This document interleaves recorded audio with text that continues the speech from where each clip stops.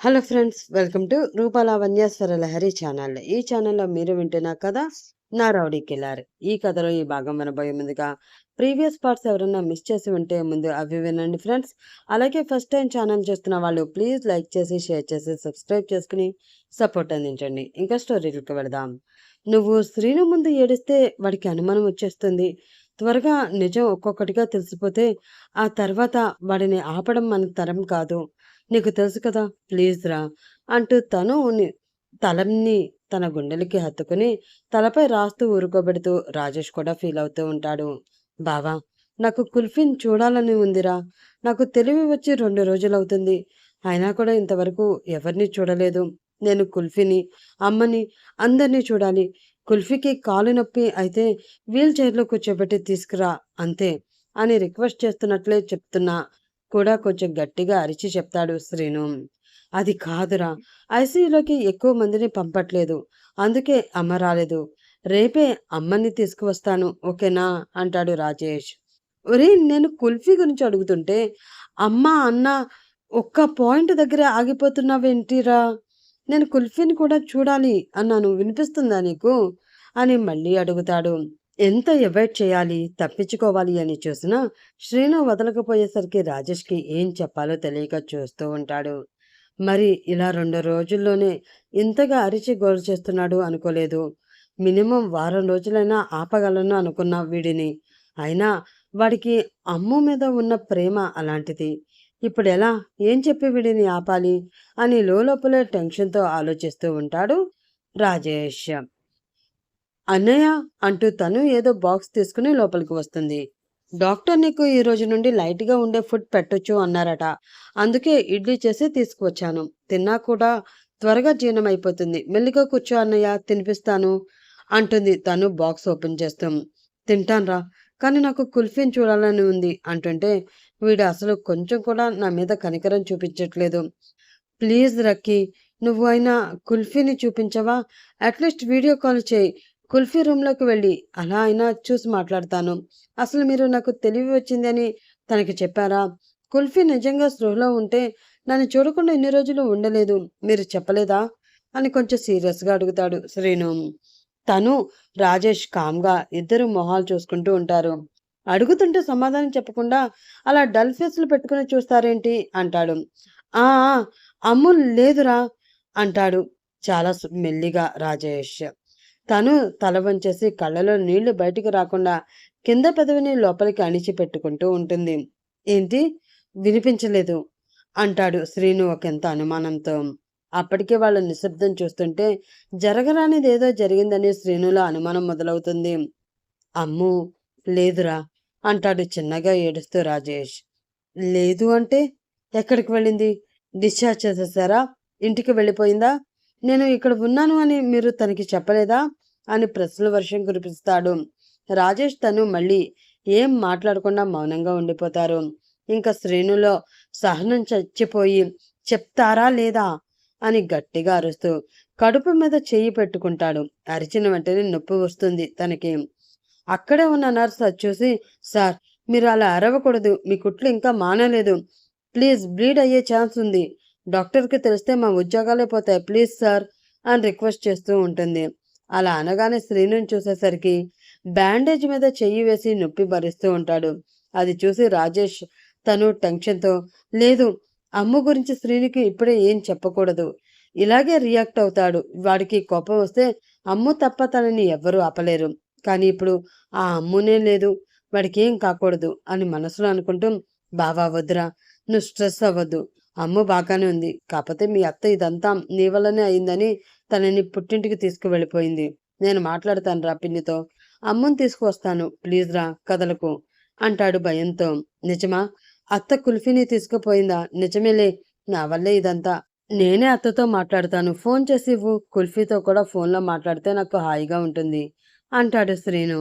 నీకు చెప్తే అర్థం కావడం లేదా? మీ అత్త పిచ్చి కోపంలో ఉంది, అవసరమా? నేను డైరెక్ట్గా వెళ్ళి మాట్లాడతాను, అంతవరకు నువ్వు ఇక్కడే రెస్ట్ తీసుకో, తను తెచ్చిన ఫుడ్ తిను, త్వరగా డిశ్చార్జ్ అయ్యి నువ్వే అక్కడికి డైరెక్ట్గా వెళ్ళి నీ అమ్ముని తెచ్చుకో, అంతవరకు నోరు మూసుకుని రెస్ట్ తీసుకో అని తను వైపు చూసి, ఏంటి అలా చూస్తున్నావు, మీ అన్నకి తినిపించు, నేను ఇప్పుడే వస్తా అని ఫాస్ట్గా బయటకు నడుచుకుంటూ వెళ్ళిపోతాడు రాజేష్. తను మాత్రం ఏడుపు ఆపేసుకుని, అన్నయ్య నువ్వు మంచిగా తిని త్వరగా కోలుకోరా, అమ్మ కూడా నీ మీద బెంగ పెట్టుకుంది, రేపు అమ్మని కూడా నాతో పాటే తీసుకువస్తాను అంటూ ఇడ్లీ తీసి షుగర్లో ముంచి తినిపిస్తూ ఉంటుంది. రాజేష్ ఎందుకంత అంతలా రియాక్ట్ అవుతున్నాడు? ఏదో ఉంది, వీళ్ళు నా దగ్గర కుల్ఫీ గురించి ఏదో దాస్తున్నారు, అదేంటో త్వరగా తెలుసుకోవాలి, వీళ్ళని ఇప్పుడు అడిగినా నో యూజ్ అని తను పెట్టిన ఇడ్లీ నెమ్మదిగా తింటూ ఏం చేసి అమ్మ గురించి తెలుసుకోవాలని ఆలోచిస్తూ ఉంటాడు శ్రీను. బయటకు వచ్చిన రాజేష్ డిఐజీకి ఫోన్ చేసి ఏమైనా తెలిసిందా అని అడుగుతాడు. లేదు రాజేష్, తెలిస్తే నేనే ఫోన్ చేసి మీకు వెంటనే చెప్పేవాడిని. చాలా ట్రై చేస్తున్నారు మా వాళ్ళు, కానీ ఇప్పటి వరకు ఏ క్లూ లేదు. కానీ తొందరలోనే కనిపెడతారు, మీరు వరీ అవ్వకండి అంటారు. వరీ అవ్వకుండా ఎలా ఉంటాను సార్? ఇక్కడ శ్రీనుకి తెలివి వచ్చేస్తుంది. బెడ్పై ఉన్నాడన్న మాటే కానీ తన మనసంతా అమూల్య దగ్గరే ఉంది. తనని అలా చేసిన వాడిని ఎలా వదిలేస్తాను? శ్రీను లేచేసరికల్లా వాడిని పట్టుకుని తీసుకువచ్చే శ్రీను కాళ్ళ దగ్గర పడేయాలి. వాడిని శ్రీను చేతులతో చంపాలి, అప్పుడే మాకు ప్రశాంతత అని ఎమోషనల్గా అంటాడు Rajesh. I can understand your feelings Rajesh. We can do our best. As use possible we will find him and let you know. Take care boy అని ఫోన్ పెట్టేశాడు డిఐజీ.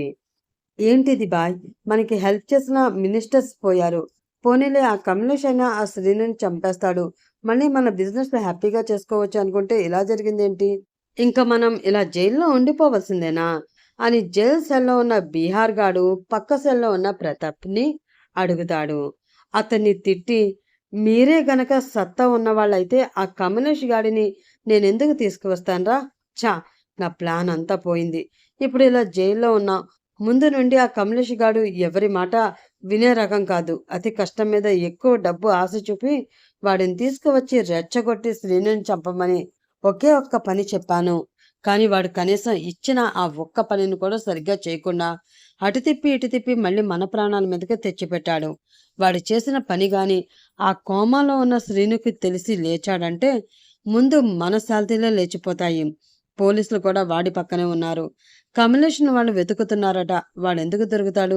మనం పోయే వరకు దొరకడు అని శ్రీను వస్తే వాళ్ళ చావు ఎలా ఉంటుందో గుర్తు చేసుకుని భయపడుతూ ఉంటారు ప్రతాప్తో సహా ఆ బీహార్ బ్యాచ్.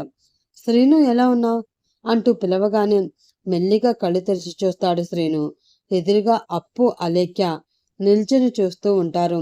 శ్రీను అప్పుని చూడగానే హ్యాపీగా ఫీల్ అవుతూ, అత్తయ్య మీరా, మీకు నా మీద కోపం పోయిందా అంటూ ఎక్సైట్ అవుతూ అమ్ము కూడా వాళ్ళతో వచ్చిందేమో అని లేచి చూడటానికి ట్రై చేస్తూ ఉంటాడు.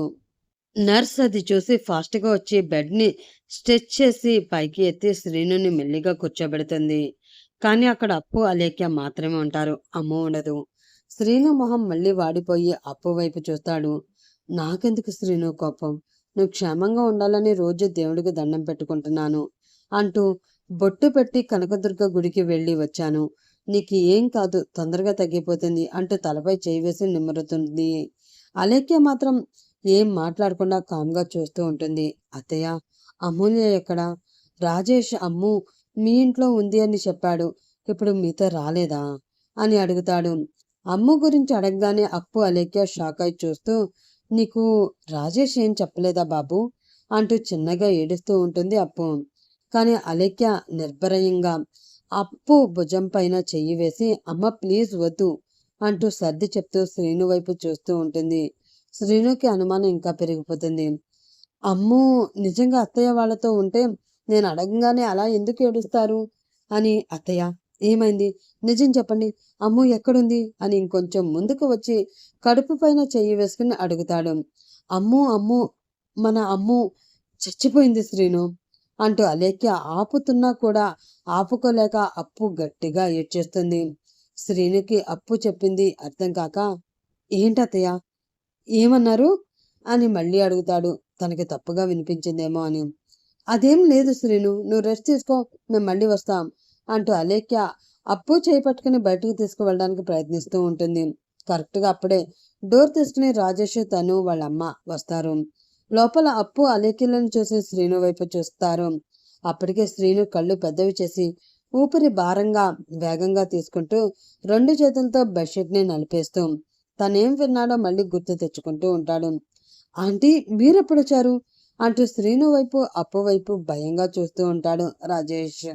నానా అను ఎలా ఉన్నావురా అంటూ సుజాత గారు శ్రీను దగ్గరికి వెళ్ళి చేపట్టుకుని అడుగుతారు. కానీ శ్రీను అప్పటికే స్పృహలో ఉండడు. తను కూడా నిజం చెప్పేశారేమో అని కంగారుతో చూస్తూ ఉంటుంది. అలేఖ్య కొంచెం బాధపడుతూ అమ్మా శ్రీను గారికి అమ్మ చనిపోయిందని చెప్పింది అని మెల్లిగా రాజేష్ దగ్గరికి వచ్చి చెప్తుంది. ఆ మాట వినగానే రాజేష్ భయపడుతూ శ్రీను దగ్గరికి వెళ్తాడు. ఒక్కసారిగా పెద్ద గొంతుతో అబద్ధం మీరు అబద్ధం చెప్తున్నారు. నాకు కుల్ఫీకి ఏమీ కాలేదు. నేను ఇప్పుడే కుల్ఫీని చూడాలి అని ఫాస్ట్గా లేచి నిల్చోవడానికి ప్రయత్నిస్తాడు. శ్రీను అంత గట్టిగా అరిచేసరికి ఆ రూమ్లో ఉన్న అందరూ కొద్దిగా భయపడతారు. రాజేష్ పరిగెత్తుకుంటూ వెళ్ళి శ్రీను పడిపోకుండా పట్టుకోవడానికి శ్రీను భుజం పైన చెయ్యి వేయగానే శ్రీను లేచి నిల్చుని రాజేష్ చేతిని విసురు కొట్టి కోపంగా చూస్తాడు. బావా ప్లీజ్ రా, అర్థం చేసుకో, నువ్వు కదలకూడదురా, నీకింకా పూర్తిగా తగ్గనే లేదు అని అక్కడే నర్సు వైపు చూస్తాడు. అప్పటికే ఆమె శ్రీనుని అంత కోపంగా చూసి టెన్షన్తో నిల్చుని ఉండిపోతుంది. అంతకు ముందే అతను పెద్ద రౌడీ అని అతన్ని హాస్పిటల్లో జాయిన్ చేసినప్పుడు ఊరంతా అనుకోవడం నర్సు విన్నది. సిస్టర్ ప్లీజ్ మీరు వెళ్ళి డాక్టర్ గారిని పిలుచుకురండి అని చెప్పగానే హా ఇప్పుడే తీసుకొస్తాను అని ఫాస్ట్గా పరిగెట్టుతుంది నర్స్. డాక్టర్ వచ్చినా కూడా శ్రీనుని ఆపడం అక్కడ ఎవరి తరము కాదు. గట్టిగా అరుస్తూ ఏడుస్తూ మీ అందరూ నాతో అబద్ధం చెప్తున్నారు. నా కుల్ఫీ నన్ను విడిచి వెళ్ళదు, నాకు బాగా తెలుసు. నన్ను వెళ్ళనివ్వండి, కుల్ఫీ నా కోసం ఎదురు చూస్తూ ఉంటుంది, వదలండి అని అందరినీ తోసుకుంటూ బయటకు వెళ్ళడానికి ప్రయత్నిస్తూ ఉంటాడు. పరిస్థితి ఇంకా చెయ్యి పోయేలా ఉందని డాక్టర్ నర్సు వైపు చూడగానే నర్సు అర్థం చేసుకుని మత్తు ఇంజెక్షన్ లోడ్ చేసి డాక్టర్ చేతికి అందిస్తుంది. బాటిల్లోకి ఎక్కిస్తే మత్తు ఎక్కడానికి చాలా టైం అవుతుంది అని డైరెక్ట్గా నరంలోకి ఇంజెక్ట్ చేస్తారు డాక్టర్. అయినా కూడా శ్రీను కామ్ అవడానికి పడుకోవడానికి 10 నిమిషాలు పడుతుంది. ఆ 10 నిమిషాలు వాళ్ళందరికీ పెద్ద తుఫాన్ లాగా అనిపిస్తుంది. చెమటలు తుడుచుకుని ఆయాసం తీర్చుకుంటారు రాజేష్ డాక్టర్. ఈలోపు నర్సు శ్రీను వైపు చూస్తూ డాక్టర్ ఆయనకి బ్లీడ్ అవుతుంది అంటూ టెన్షన్తో శ్రీను పొత్తు కడుపుపై ఉన్న బ్యాండేజ్ వైపు చూపిస్తుంది. ఓ మై గాడ్, నర్స్ వెంటనే క్లీన్ చేసి డ్రెస్సింగ్ చేయాలి, కమ్ ఫాస్ట్ అని మిగతా వాళ్ళ వైపు చూసి మీరంతా బయటికి వెళ్ళండి ప్లీజ్ అంటారు డాక్టర్. శ్రీను అలా చూసి బాధపడుతూనే అందరూ బయటికి వెళ్ళిపోతారు. నన్ను క్షమించండి, నేను బాధను ఆపుకోలేకపోయాను, అనవసరంగా బాబు దగ్గర అమ్ము చనిపోయిన విషయం చెప్పేశాను అని బయటికి వచ్చాక అప్పు అందరి వైపు చూసి తల దించేసి సారీ అడుగుతుంది. సుజాత గారు అప్పు దగ్గరికి వచ్చి బిడ్డను పోగొట్టుకుంటే ఎలా ఉంటుందో నాకు బాగా తెలుసు వదిన, నీ తప్పు ఏమీ లేదు, నిజం ఎప్పటికైనా తెలియాల్సిందే కదా, అను ఆ నిజాన్ని ఒప్పుకోక తప్పదు, ఇక అన్నిటికీ ఆ దేవుడే ఉన్నాడు, అమ్మ దుర్గమ్మ నువ్వే నా బిడ్డని కాపాడు తల్లి అని పైకి చూసి దండం పెట్టుకుంటుంది సుజాత. రాజేష్ని పట్టుకుని తను గట్టిగా ఏడుస్తుంటే రాజేష్ ఊరుకోబెడుతూ ఉంటాడు. అక్కడ అందరూ చాలా బాధపడుతూ ఏడుస్తుంటే ఒక్క అలేఖ్య మాత్రం ఏడవకుండా తన కళ్ళల్లో వేరే ఏదో బాధ భయం ఉన్నట్లు పక్కకి నిల్చుని ఎటో చూస్తూ శ్రీను అమ్ముల ప్రేమ నిజంగా చాలా గ్రేట్, శ్రీను ఒక్కడే అమ్ముని పూర్తిగా అర్థం చేసుకున్నాడు, ఇప్పుడు నాకు నమ్మకం ఉంది అంతా సవ్యంగా జరుగుతుంది అని తనలో తానే ఆలోచిస్తూ ఉంటుంది.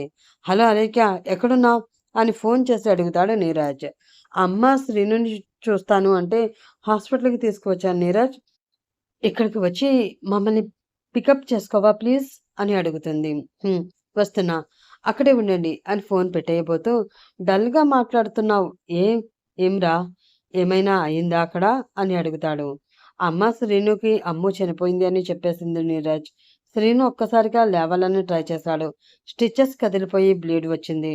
చాలా గట్టిగా అరుస్తూ ఏడుస్తున్నాడు.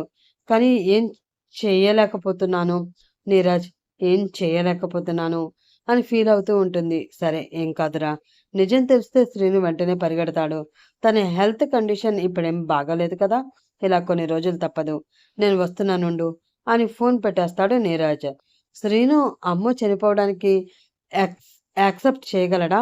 అలేఖ్య మనసులో ఏముంది, తెలుసుకోవాలంటే నెక్స్ట్ పార్ట్ కోసం వెయిట్ చేస్తూ ఉండండి ఫ్రెండ్స్. అలాగే ఈ పార్ట్ నచ్చితే ప్లీజ్ లైక్ చేసి, షేర్ చేసి, సబ్స్క్రైబ్ చేసుకొని సపోర్ట్ అందించండి. రేపటి ఎపిసోడ్‌లో మళ్ళీ కలుసుకుందాం. అప్పటి వరకు bye bye. Have a nice day friends.